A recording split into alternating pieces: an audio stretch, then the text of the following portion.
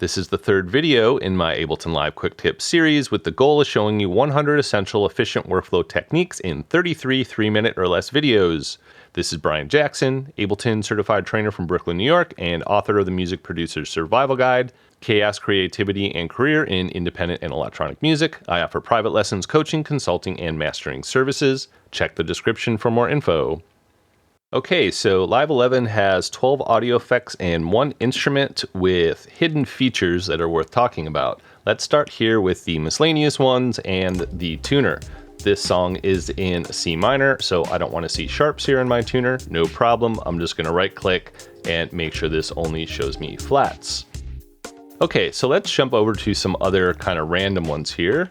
Now, if I look at the right click on the title bar of the EQ3, I can see this flat response option. Now, the delay has an interesting feature that's kind of hidden here in the dry wet. If you right click on that, you'll see an equal loudness option. And according to Ableton, if you set this at 50/50, it will maintain an equal loudness between the dry, the wet, and the original level. Now, the filter delay has a feature hidden in it that allows us to switch the modes that are visible in the delay. All we have to do is right click and choose from repitch, jump, or fade. Spectral time has a couple different cool options depending on how you use this. Zero dry signal latency would be if you're on stage and you want to have your dry signal without latency or as minimal latency as possible. And avoid freezing onset is something that you'll understand if you like using spectral time. And then the utility device has a feature here that lets you toggle between the width and a mid-side mode, which is pretty cool.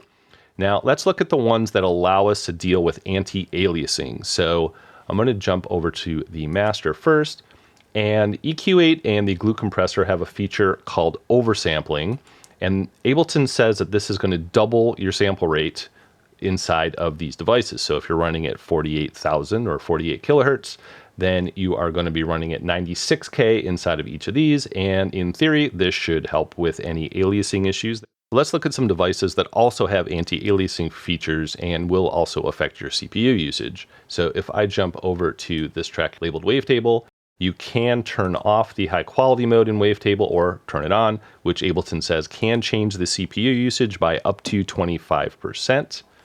Now, if we scroll over here, we'll see that the delay, dynamic 2, pedal, redux, and saturator all have a high quality option.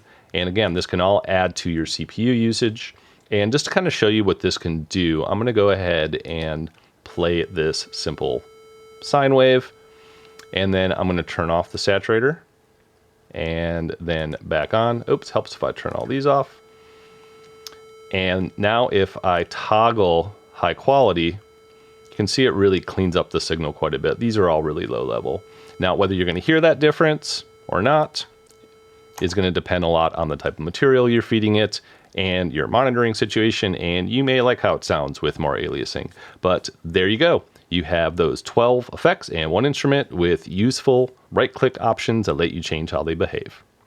If you appreciated this video, please share, comment, like, and subscribe.